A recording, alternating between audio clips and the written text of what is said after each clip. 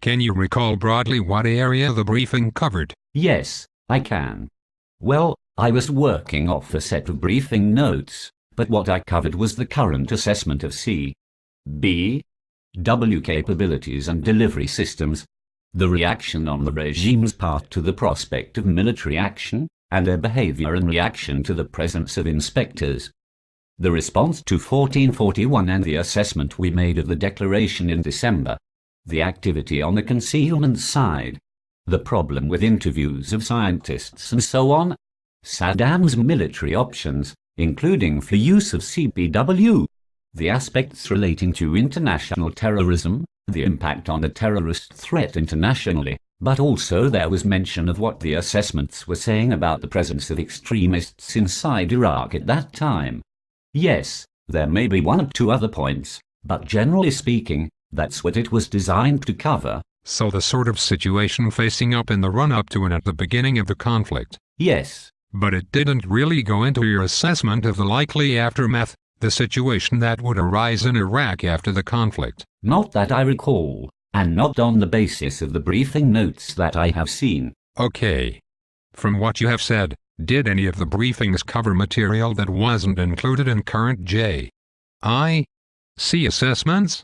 Or were you very much? No, I was sticking to the regular briefing that was being given. Not all of these ministers in the normal course of their jobs were necessarily in the intelligence flow, and for some of them it even may have been the first time they had such a briefing. Yes. Did you feel that they fully understood the limitations of the intelligence and of analysis derived from the intelligence? I had no uneasy feeling about that at the time or subsequently.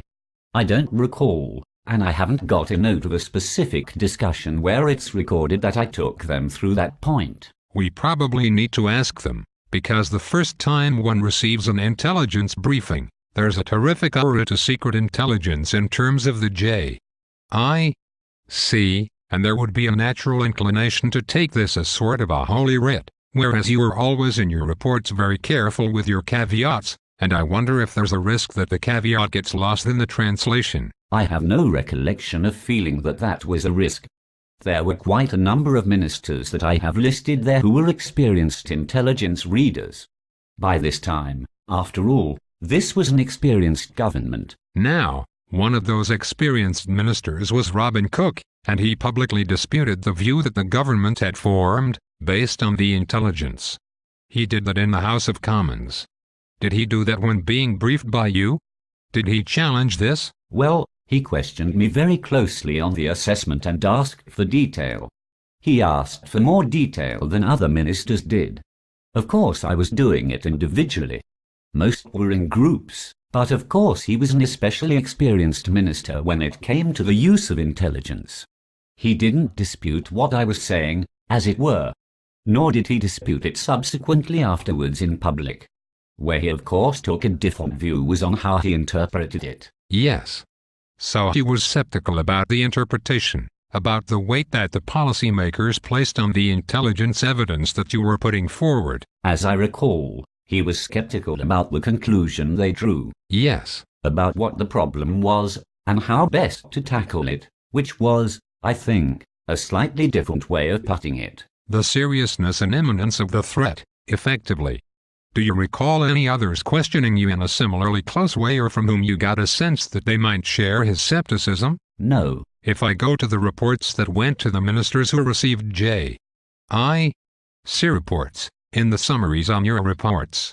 And busy ministers often focus very hard on a summary and don't always go into the detail. There is a tendency for the caveats to disappear. If I just take as examples the reports of the 15th of March 2002 and the 9th of September 2002, both of which we have discussed today, the summaries are written in very categorical terms. The 15th of March, Iraq retains up to 20 Al-Hussein ballistic missiles. Iraq has begun development of medium-range ballistic missiles. Iraq is pursuing a nuclear weapons progress. Full stop. Iraq currently has available a number of biological agents. Iraq can deliver CBW weapons.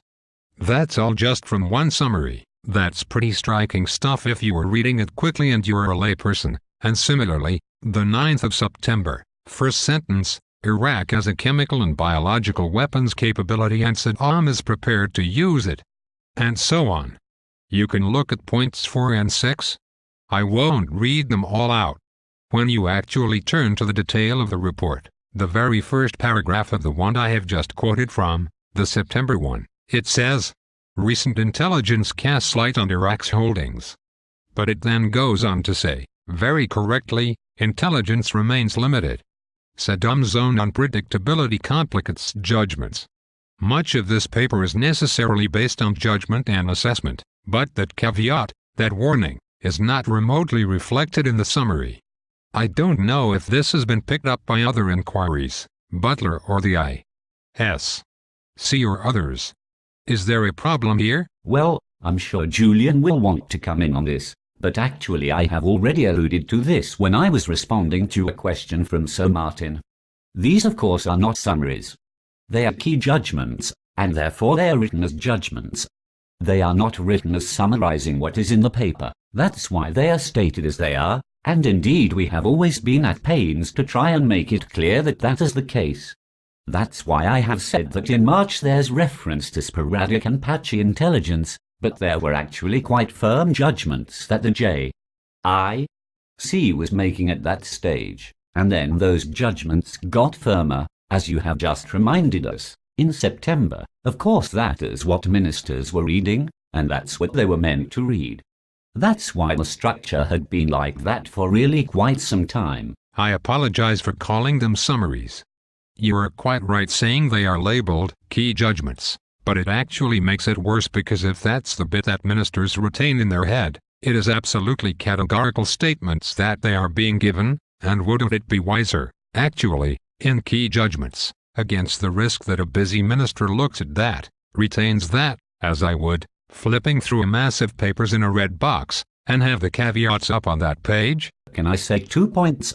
First of all, this of course is the issue that effectively arose around the drafting of the dossier and the explanation that I offered as to why the caveats weren't there. It wasn't because they had been deliberately left out.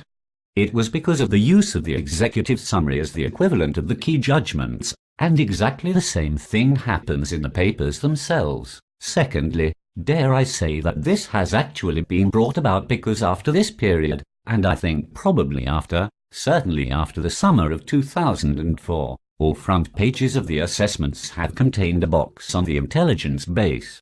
The intelligence base spells out the strengths and the weaknesses of the intelligence, which allows the key judgment to be made, but also flags up the point you are concerned about.